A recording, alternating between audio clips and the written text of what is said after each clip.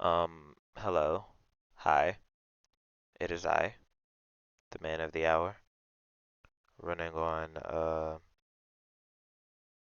10 ounces of coffee.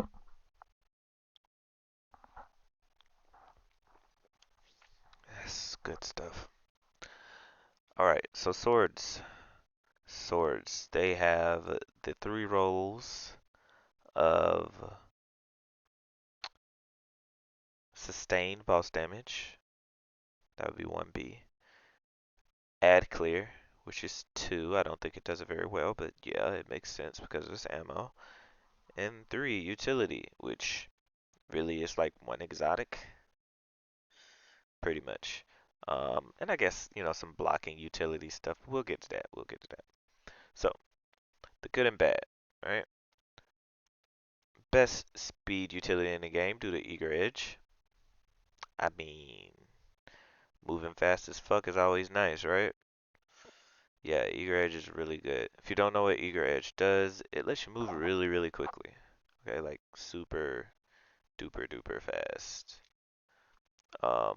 After swapping to it quickly, I have background for this. It should pop up soon, so don't worry about it. It'll tell you what it does at the top. I should probably make this bigger. You don't need to see my words as much, right? Alright, so, what else is good? Blocking utility. In between about 80% and 95% damage resistance. That depends on your guard resistance stats. The bad. Really short range. Really short range.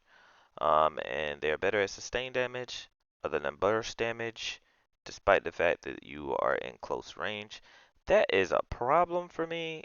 I really feel like you should be doing much more burst damage with a sword than you do right now, if you want me to be completely honest with you. I don't know how they do that without adding some sort of weird mechanic so they don't have to give you way less sword ammo for all the other utility stuff you use it for, but it just feels bad, man.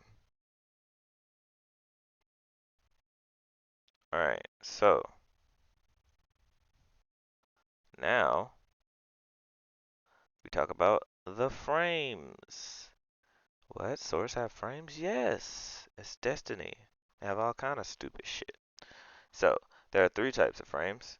Or, there's three main types of frames, to be completely honest. I kind of skipped some other ones, but I don't think that the difference is big enough for anybody to care. So, frames, there are adaptive frames. You have heavy attack is a slashing uppercut, deals damage over multiple instances. Should be shown in the background footage as this is really good for single damage. I'm sorry. This is very good for single target damage. Adding some burst. The uppercut hits multiple times. It does a good chunk of damage. It is a really solid option for some burst damage there. It helps you out. It's ammo efficient. It doesn't cost as much ammo as any of the other uh, frame types here. Um, Not enough burst to deal with champions without some kind of help. You're gonna need some friends or a debuff or something if you plan on killing champions with a uppercut. Which is again to me ridiculous. Like you should be doing more damage to these targets. With swords for burst. I don't know. You're cutting them, dude. I don't know. Make them bleed. I don't know anything. We gotta come up with something for this shit. Vortex. It's heavy attack. You spin and you deal damage and an AoE, which is really nice for killing multiple targets at once, which is really useful. Despite the fact that it kind of seems like it would do more damage, it really kind of sucks as far as single target damage is concerned when compared to its peers because of a shit ton of nerfs. I don't know, it was like about 2 years ago. You know, this was amazing. It was ridiculous. Uh, Hence the nerfs. I want to say they've nerfed swords about 4 times since Vortex frames were brought back into the fold, and Yeah, after all those nerfs, no good, no bueno. Nobody uses them for anything anymore. Alright, and then there's caster frames. Heavy attacks throw energy blade, dealing multiple damage instances. From range, you literally are shooting a sword. Who would have thunk it? Bad DPS in general due to its stats. Yeah, its stats kind of suck. And the cost for the heavy attack doesn't equate to the amount of damage dealt. This applies for Vortex and casters, really. Um,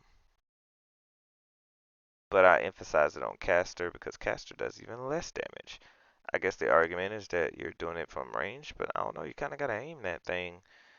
Um, yeah, I don't know. It doesn't really make sense to me. They gotta do something. Now, again, I didn't mention them, and I don't have them anywhere, but I figure I'll go over it now due to my mistake. There are two other types of swords.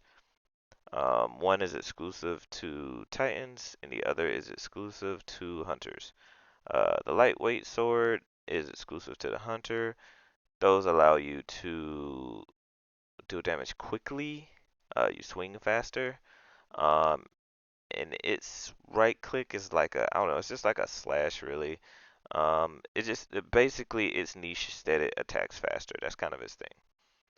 Um, and then aggressive swords, that's the one that's specifically for Titans. These attack slower but do more damage per swing. And instead of an uppercut, you do a ground slam that does have a bit of an explosion tied to it at the end. Famously coined by Mr. Astacross. Um, the Hia, yeah, never doing that again, by the way. Um, it's pretty cool. It's interesting.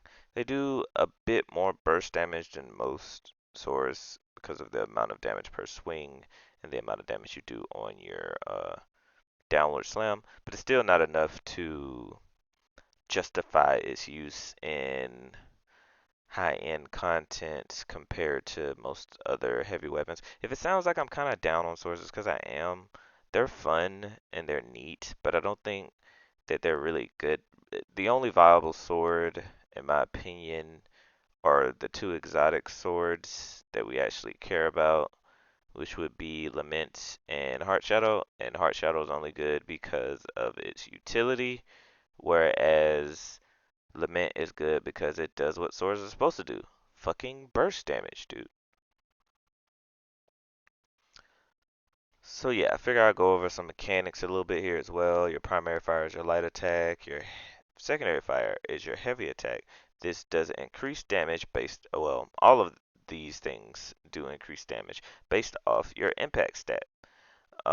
Impact is um, equal across the board outside of two outliers, and we're ignoring exotics here, by the way. I think their impact's still the same, but their damage numbers, I don't think, still apply the same.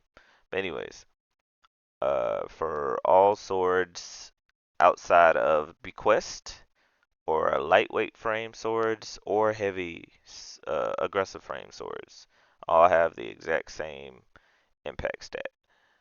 Um, which means they all do the same damage, which is boring.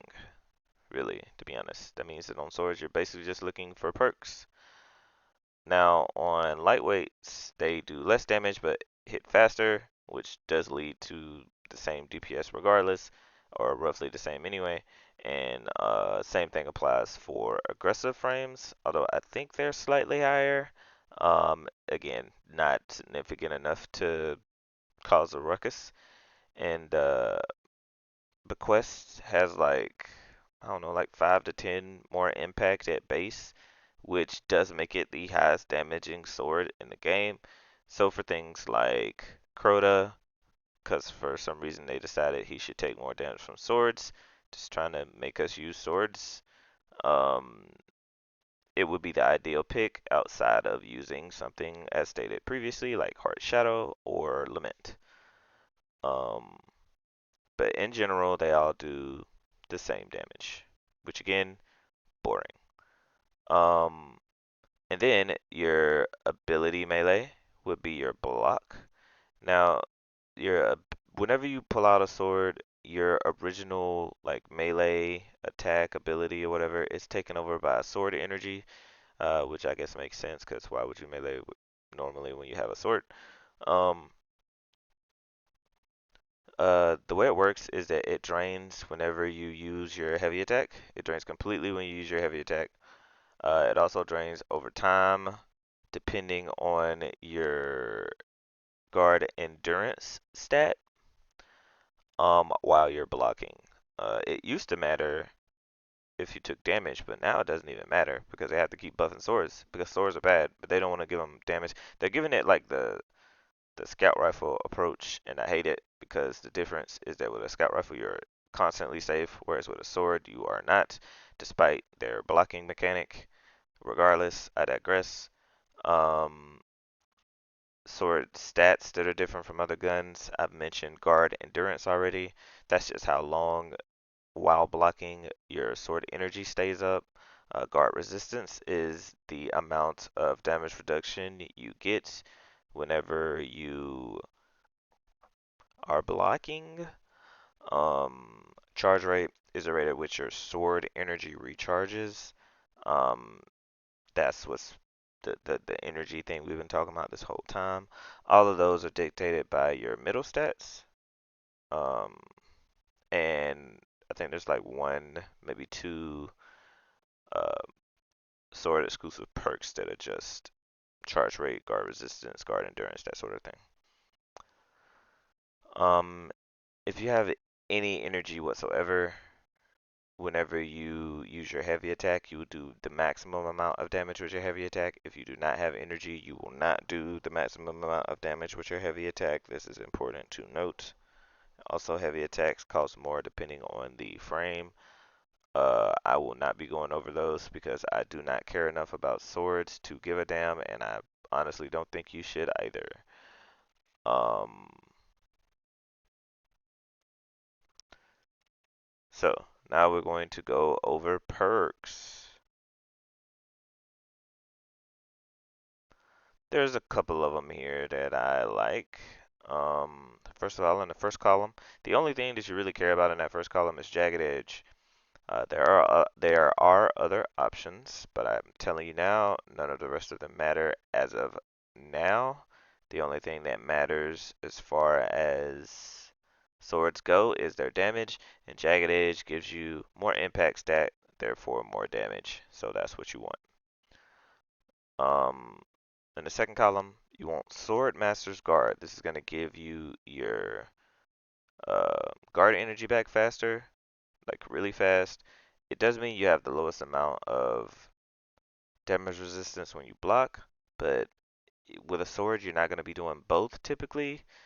You're either going to choose for this to be a blocking sword, or it's going to be a fuck you, I'm damaging you sword. So Uh, if you're going for the fuck you damage, then Swordmaster's Guard is your choice. If you are, for whatever reason, planning on using the blocking stuffs, then Burst Guard is my preferred. And the reason why I like Burst Guard is because it buffs your guard resistance. And resistance is more important than endurance, in my opinion, because if you're blocking for a long period of time, that means you're not swinging, which means you're not doing anything. And most of the perks that require you to be blocking want you to do it in a timely manner and not necessarily for eternity. So, unless they start giving out perks that give you a bigger benefit for just holding down your block button, then the only block that's worth it, in my opinion, would be Burst Guard. You get the most damage resistance, so you can block, get whatever buff from whatever trait you choose, and continue to do the swingy swings until it's time for you to block again. Now, perks. In the third column, Eager Edge. This is the go fast machine. So if you get it in the third column or the fourth column, actually, I do not care. You probably want that perk. It's useful for moving around the map. If nothing else, swords are good for that all of the time. It just proves that no matter how bad the gun is, if it has really good utility, we will find a way to make it work. which is why I'm still like, bro, do something about swords. Let them make you bleed. Anything. You could add more utility. Just please do something. Something needs to be done here. Um, Now, if you're going for single target damage, Relentless Strikes.